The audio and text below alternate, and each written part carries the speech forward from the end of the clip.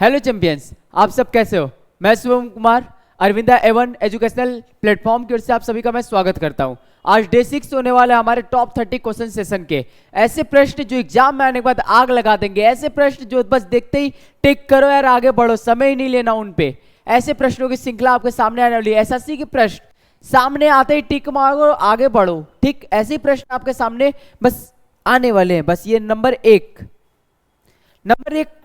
क्या है भाई, यमुना नदी के बारे में देखते हैं। यमुना नदी के बाद ये प्रश्न श्रृंखला शुरू के पहले यमुना नदी के बारे में समझ लेते हैं कि यमुनोत्री ग्लेशियर, ये जो यमुनोत्री ग्लेशियर हमारे पास है, ठीक है, इस यमुनोत्री ग्लेशियर से जो गंगोत्री ग्लेशियर के जस्ट पैरेलल में है, और यहां से निकलने के बाद ये गंगा निकल रही है जो जाकर के कहा हुगली और पद्मा में बढ़ करके बे ऑफ बंगाल में प्रवाहित हो जा रही है। और ये जस्ट इनके बगल से यमुना नदी निकल रही है और ये जाकर के प्रयागराज में, इलाहाबाद में जाकर के क्या हो रही है, संगम बना रही, मिल जा रही। इसी जगह सरस्वती नदी का भी संगम आपको मिलेगा। देखिए ये यमुना नदी है जिनकी सहायक नदियां 4 है। सहायक नदियां कौन कौन सी है? 4 है। एक बनास है, चंबल है, काली सिंध है, प्रभाती है। ठीक है, अब ये पर्वतीय जो ये नदियां हैं, ये 4 नदियां क्या है, यमुना की सहायक नदियां हैं, जिनको आप अच्छे से याद कर लो। ये बनास, चंबल, काली सिंध, परबती। ठीक है, परबती, ये जो नदियां हैं इनको आप अच्छे से समझ लो। ये 4 नदियों से सवाल बनने वाले हैं। और एक सवाल मोस्ट इंपॉर्टेंट, गंगा की सबसे बड़ी सहायक नदी भी कौन है? यमुना। इस बात को आप ध्यान रखिएगा, गंगा की सबसे बड़ी सहायक नदी कौन है? यमुना है। नोटिस भाई, चलाइए प्रश्न नंबर 1 की ओर चलते हैं। प्रश्न नंबर 1 ये आपके सामने है, यमुना नदी की निम्न सहायक नदी पश्चिम से पूर्व की ओर क्रमशः विचार कीजिए। किधर बोला? पश्चिम से पूर्व। पश्चिम मतलब वेस्ट और ईस्ट, वेस्ट टू ईस्ट। ठीक है, पश्चिम से पूर्व की ओर बातें कर रहे हैं कि पश्चिम से पूर्व की ओर इन नदियों को क्या करना है, बनाना है। तो हमने क्या पढ़ा था भाई? भाई 4 नदियां दी है, बेतवा, केन, सिंध, चंबल। ठीक है, चारों को हम कैसे बनाएंगे? देखो सबसे पहले हमने पढ़ा था, देख लो यहां पर देखो, बनास है नहीं है, चंबल देखो ऑप्शन में था ही नहीं, चंबल यहां देखो, काली सिंध देखो, पर्वती देखो, और कौन कौन से इसमें दिया है। ठीक, अब देखो पहला इसमें से है चंबल, लिखो चंबल है। चंबल के बाद कौन है? सिंध था, जिसको आपने काली सिंध के नाम से जाना। ठीक, फिर आपका कौन पड़ेगा? बेतवा पड़ेगा सिंध के बगल में, बेतवा। बेतवा के अलावा कौन पड़ेगा आपका? केन पड़ेगा। कौन पड़ेगा? केन नदी। ये 4 नदियां हैं जो पश्चिम से पूर्व की दिशा में, इनको मैंने क्रमशः बनाया है। ऑप्शन देखते हैं, चंबल 4, सिंध 3, बेतवा 1 और ये केन 2। 4 3 1 2। ऑप्शन ए आपका सही जा रहा है, 4 3 1 2। ठीक है भाई, तो भाई ये याद रखना ना, ये देखो नदी है चंबल, सिंध, बेतवा, केन। ये 4 नदियां हैं जो यमुना की सहायक नदियां हैं। किधर से? पश्चिम से पूर्वी दिशा की ओर में। ठीक, अब देखो बेतवा नदी मिलती कहां पे भैया? गंगा, यमुना और ब्रह्मपुत्र से। अभी यहां पे मैंने बताया बेतवा नदी किसकी सहायक नदी है? यमुना की। किसकी है? यमुना नदी की। ठीक, तो जाहिर सी बात है इसका भी ऑप्शन कौन सा होगा? बी। बिल्कुल से ऑप्शन कौन सा होगा? बी। अब आते हैं प्रश्न नंबर 3 की ओर। प्रश्न नंबर 3 है, कौन सरिता समूह मालवा पठार के विच्छेदित करता है? कौन सा सरिता समूह मालवा पठार को क्या कर रहा है? विच्छेदित कर रहा है। पहला है चंबल, काली सिंध, पार्वती, क्षिप्रा, सिंध, बेतवा, धरसान, केन। चंबल, बेतवा, बीना, केन, और सिंध, काली सिंध, पार्वती, बीना। इनमें से कौन सी नदी ऐसी है जो कि यहां पे क्या करेगी? इन मालवा पठार को विच्छेदित करेगा। तो प्रश्न नंबर 3 आपके सामने है, इसका जवाब होगा आपका चंबल, बेतवा, बीना और केन। ये जो नदियां हैं ये क्या करेंगे? मालवा पठार को विच्छेदित करेंगे, मतलब अलग करेंगे मालवा पठार को। प्रश्न नंबर 4 अब हमारे पास शुरू हुआ ना, ये इनके जितने भी पहले ये प्रश्न थे ये यमुना नदी से रिलेटेड थे। अब हमारे पास जो नदियां आएंगी उनका नाम है नर्मदा नदी। उसका नाम है नर्मदा नदी। अब ये देखो ये क्या है, बिंद रेंज और सतपुड़ा के बीच में क्या है, ये बनती है। और ये ज्यादातर माना जाता है कि उत्तर भारत और दक्षिण भारत को क्या कर रही है, अलग कर रहा है, ठीक है। इसको दक्षिण भारत की गंगा नहीं बोलते, गोदावरी को बोलते, इस बात को याद रखिएगा, ठीक है। अब ये देखो इसके आसपास कौन सा है, सतमाला पहाड़ी, ठीक है, कैमूर हिल्स, ठीक, अमरकंटक की पहाड़ियां इनके आसपास में है, ठीक है, नर्मदा नदी के आसपास। इनके किनारे बसने वाले कौन कौन से, सूरत है, ठीक है, देखो इंदौर है, भोपाल है, कोलार है, ठीक है, ये क्या है, इनके किनारे बसने वाले शहर है जो इंपॉर्टेंट के रूप में आने वाले, ठीक। देखो अब बात किया जाए, जैसे कि देखो ये को दिखाया गया और संग, ठीक है, और किरकोई, तावा, छोटा तावा, हाँ तावा छोटा तावा, रोटी बना लो, ठीक है, वो नहीं नदी का नाम है, याद रखना। देनवई, ठीक है, नर्मदा, बड़ना, ठीक है, हिरण, ये क्या है, ये इनकी सहायक नदियों के रूप में से एक है, नर्मदा नदी की सहायक नदियों में से। तो आइए देखते हैं कि ये कहां से निकल रहा है, ठीक है, आ जाओ देखते हैं। पहला दिया गया, निम्न में से कौन सी नदी घाटी बेसिन क्षेत्रफल की दृष्टि से सबसे बड़ी है, ठीक है, सबसे बड़ी नदी की बात कर रहे हैं, नर्मदा नदी की बात कर रहे हैं, ठीक है, और सबसे बात कौन से किया है, नदी घाटी बेसिन की बात किया जो क्षेत्रफल की दृष्टि से सबसे बड़ा है, तो कौन सा होगा ऑप्शन,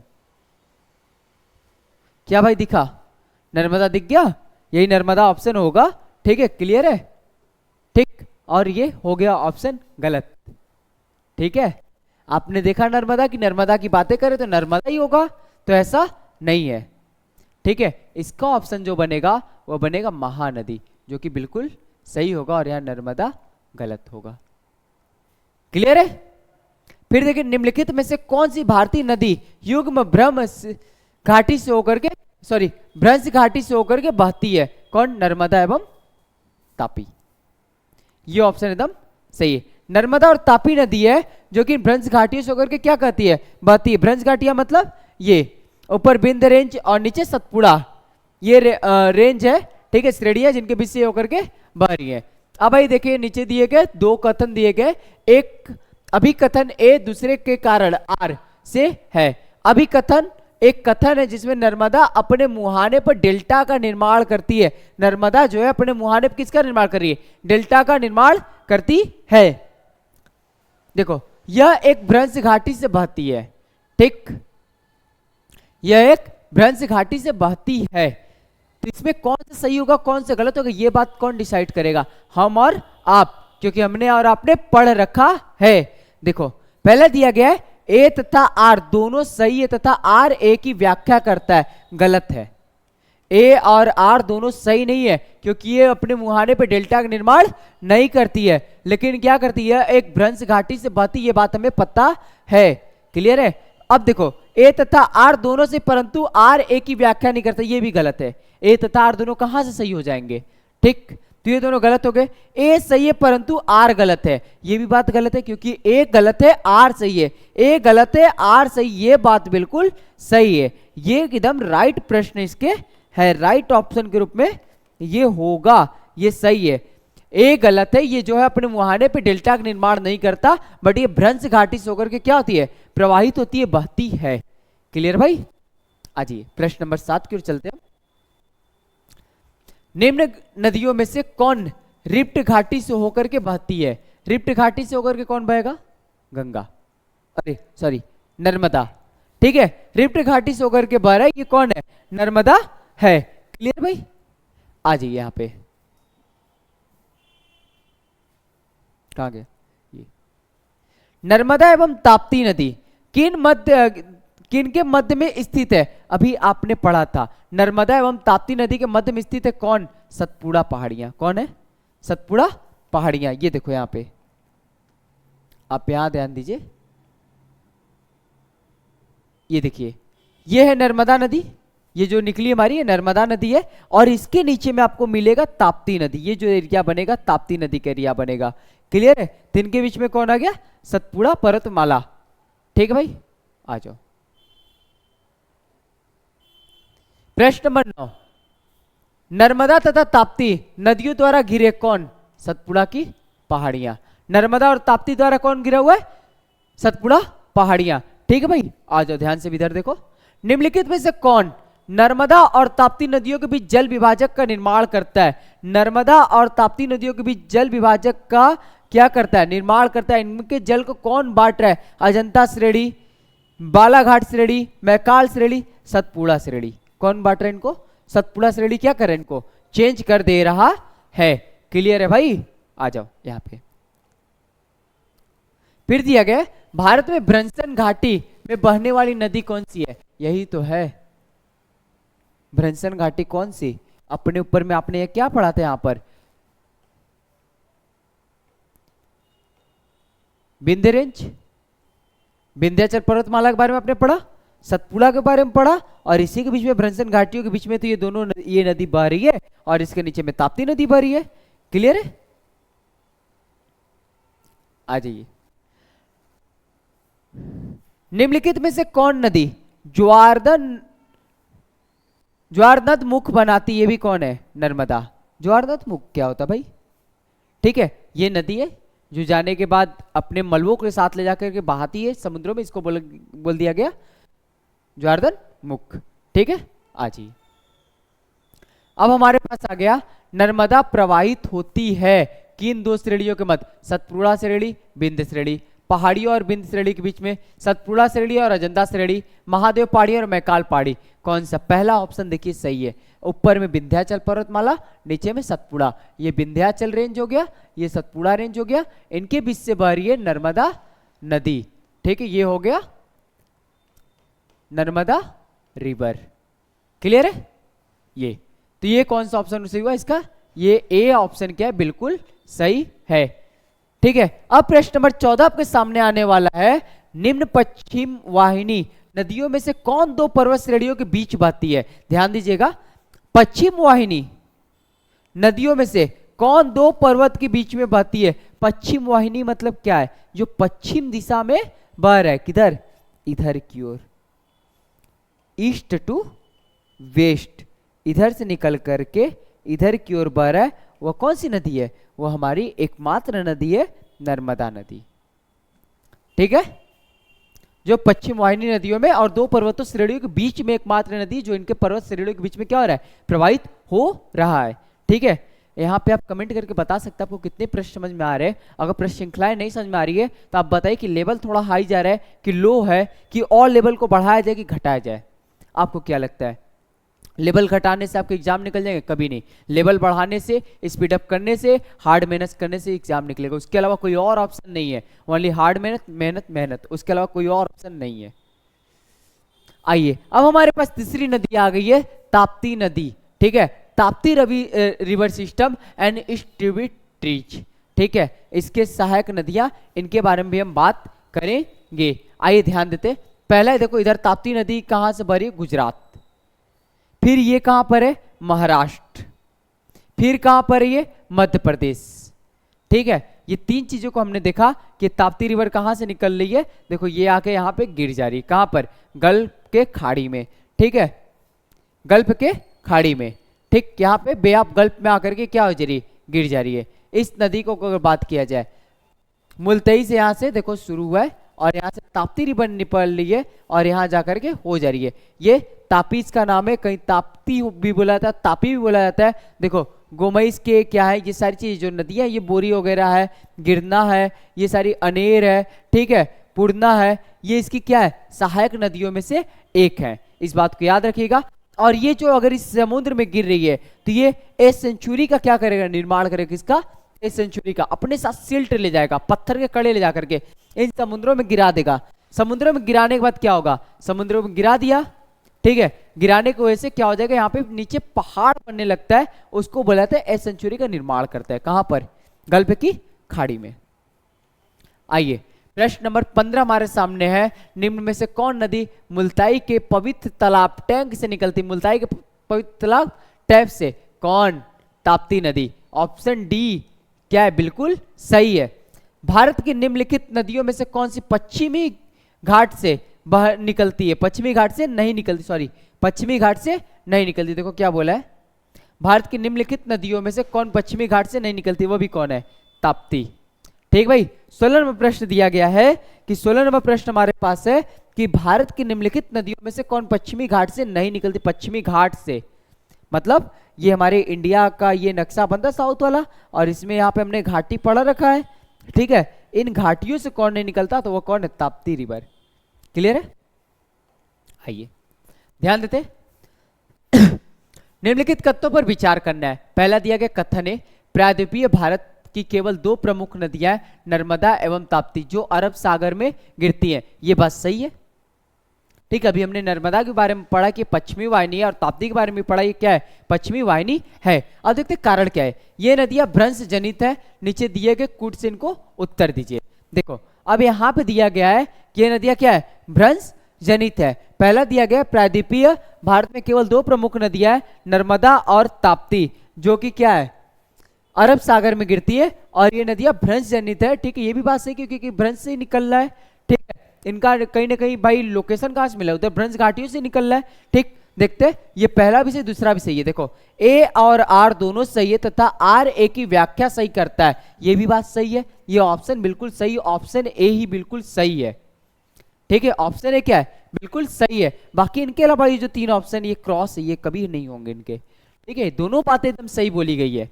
ठीक, आइए प्रश्न नंबर 18 हमारे सामने है, निम्नलिखित में से कौन सी नदी भ्रंश घाटियों से होकर के प्रवाहित होती है। निम्नलिखित में से कौन सी नदी भ्रंश घाटियों से होकर प्रवाहित होती है। यहाँ ताप्ती दिया गया है, महानदी दिया गया, कृष्णा दिया, गोदावरी।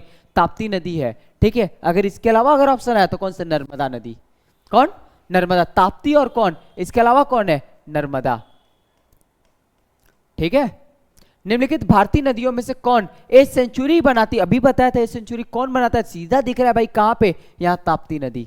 अभी बताया था कि आ करके यहां से यहां गिर रहा है गल्फ की खाड़ी में, और गल्फ की खाड़ी में गिरने के कारण यहाँ क्या बना रहा है, ए सेंचुरी का निर्माण कर रहा है। ठीक है, मुल्ताई से निकला, यहां से मुल्ताई के तालाब से निकलने के बाद ये आकर के गल्फ की खाड़ी में गिर रहा है, समुद्रों में गिर जा रहा है, जहां पे ये क्या बना रहा है, ए सेंचुरी का निर्माण कर रहा है। 20 नंबर प्रश्न आपके सामने है, निम्न में अरब सागर में गिरने वाली नदी कौन सी है। अरब सागर में गिरने वाली नदी कौन सी है, ताप्ती प्लस कौन, नर्मदा। ताप्ती और नर्मदा नदी है, जो कि कहां गिरती है, अरब सागर में गिरती है, अभी आपने पढ़ा। बाकी ये सारी चीजें कहां है, बे ऑफ बंगाल में है। निम्नलिखित में से किस नदी का उद्गम मैकाल की श्रेणी से नहीं है, मैकाल श्रेणी से नहीं है।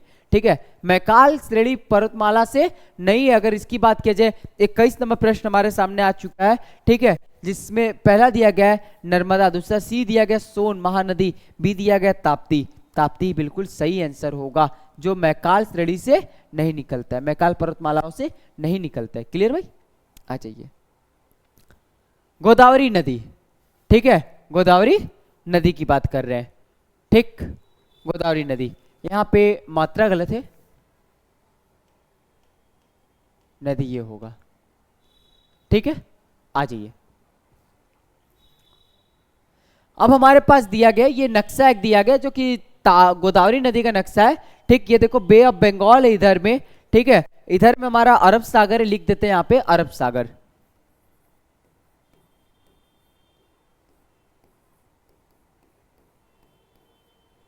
अरब सागर, इसको बोला गया बंगाल की खाड़ी।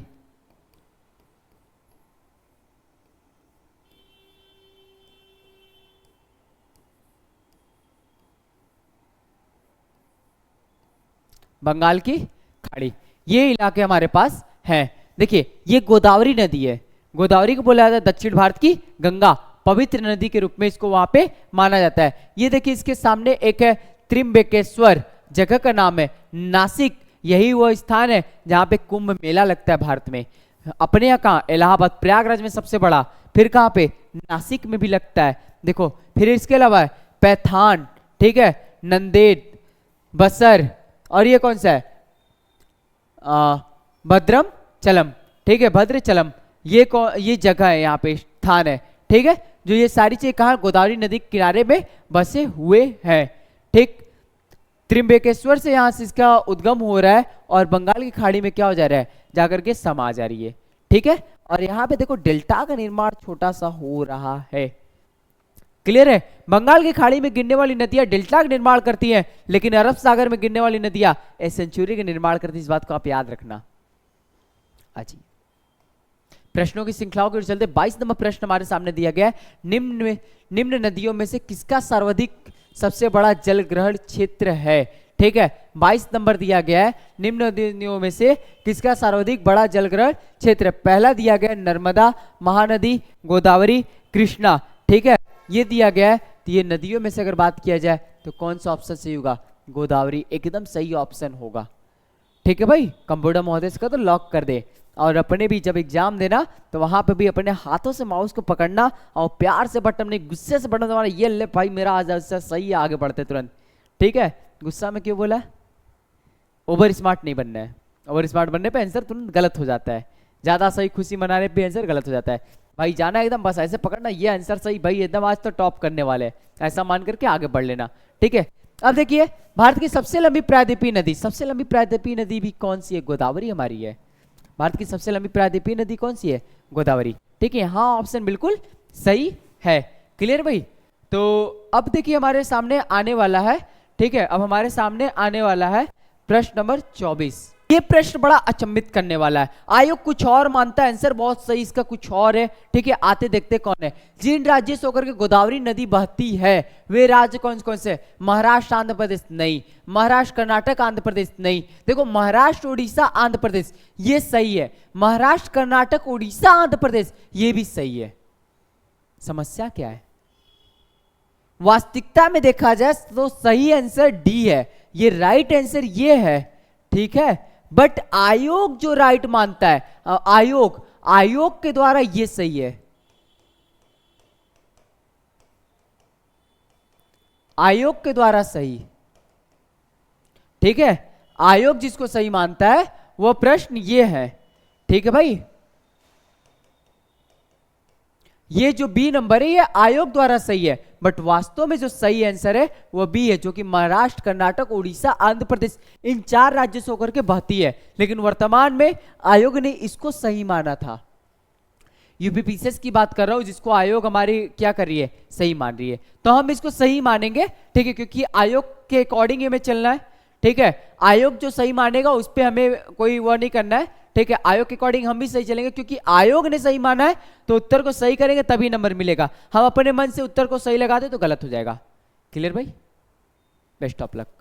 आ जाइए 25 नंबर प्रश्न है, नासिक अवस्थित है। अभी पढ़ा था, कहां नासिक अवस्थित है? नासिक हमारे किस नदी के किनारे अवस्थित है? गोदावरी के सामने। ऑप्शन तो बहुत दिया रहेगा, नर्मदा दिया रहेगा, कंफ्यूज हो जाएंगे। नहीं भाई नहीं, महाराष्ट्र में आना है। कहां? फिर पेनगंगा नहीं भाई नहीं, महाराष्ट्र में आना है। महानदी के नहीं, हमें गोदावरी की बात करनी है, गोदावरी नदी, ठीक है, दक्षिण भारत की गंगा की बात करनी है। आ जाइए अब हमारे पास आने वाले प्रश्न, नासिक का कुंभ किस नदी के किनारे आयोजित होता है? अभी बताया था नासिक का कुंभ किस नदी के किनारे आयोजित होता है। और फिर बात किया जाए प्रयागराज का कुंभ किस नदी के किनारे आयोजित होता है? गंगा। किस नदी किनारे? गंगा। लेकिन बात किया जाए वहां यमुना का भी संगम है, तो यमुना भी मानो, यमुना नदी गंगा नदी का संगम है वहां पे, वहां संगम पे क्या होता है? अपना कुंभ लगता है, ठीक है। अर्ध कुंभ लगता है, महाकुंभ लगता है, ठीक है। 6 साल पर अर्ध कुंभ, महाकुंभ 12 साल पर, ठीक है। इस तरीके से हमारे यहाँ कुंभ लगता है। कभी मौका मिले तो कुंभ मेला घूमने ना, दुनिया का सबसे बड़ा मेला प्रयागराज में लगता है, ठीक है। आना कभी प्रयागराज यूनिवर्सिटी घूमना, जहाँ वकीलों की भाई क्या बोले, वकीलों की बोलबाला है, जहाँ कुछ यूनिवर्सिटी अपने यहाँ क्या करते हैं, इंजीनियर देते, उससे ज्यादा वकील हमारे यहाँ इलाहाबाद यूनिवर्सिटी से। आइए कभी हमारे इलाहाबाद में घूमिए आप, ठीक है। अब ये देखिए किस नदी किनारे नासिक का कुंभ का मेला, तो गोदावरी किनारे कौन सा है? नासिक है, ठीक। 27 नंबर प्रश्न, निम्नलिखित नदियों में से किसको दक्षिण भारत की गंगा कहा गया है? अभी मैंने किसकी बात किया था? दक्षिण भारत की गंगा कौन? गोदावरी, ठीक है। गंगा को एक पवित्र नदी के रूप में माना जाता है और दक्षिण भारत में गोदावरी को पवित्र रूप में माना जाता है, ठीक है। आइए नेक्स्ट प्रश्न को देखते हैं। सॉरी, यहां से प्रश्न होते हमारे प्रश्न श्रृंखलाएं होती खत्म। ये 27 प्रश्न आपके सामने थे। कितने प्रश्न आपको आए? आज के प्रश्न बहुत आसान थे, बहुत इजी थे, जो आपको बहुत आसानी से आने चाहिए थे। इन प्रश्नों में गलती होने की संभावना नहीं होनी चाहिए। ये प्रश्न आपको नंबर दिलाएंगे, बहुत अच्छा नंबर दिलाएंगे। तो मिलते हैं अगले दिन 7वें लेक्चर के साथ। तब तक के लिए धन्यवाद। हमारे Arvind I one educational platform पे आप लोग बने रहिए। यहाँ तक सहयोग देने के लिए बहुत बहुत धन्यवाद। जिन्होंने चैनल को सब्सक्राइब किया है उनको बहुत दिलों से धन्यवाद, और जिन्होंने नहीं किया है रिक्वेस्ट है, आग्रह कर लीजिए, ताकि आप पढ़िए, आप अपने दोस्तों को भी पढ़ाइए, उनको भी ये सारी चीजें लेक्चर को भेजिए। मिलते हैं नेक्स्ट सेशन में, तब तक के लिए अपना ख्याल रखिए। जय हिंद, जय भारत।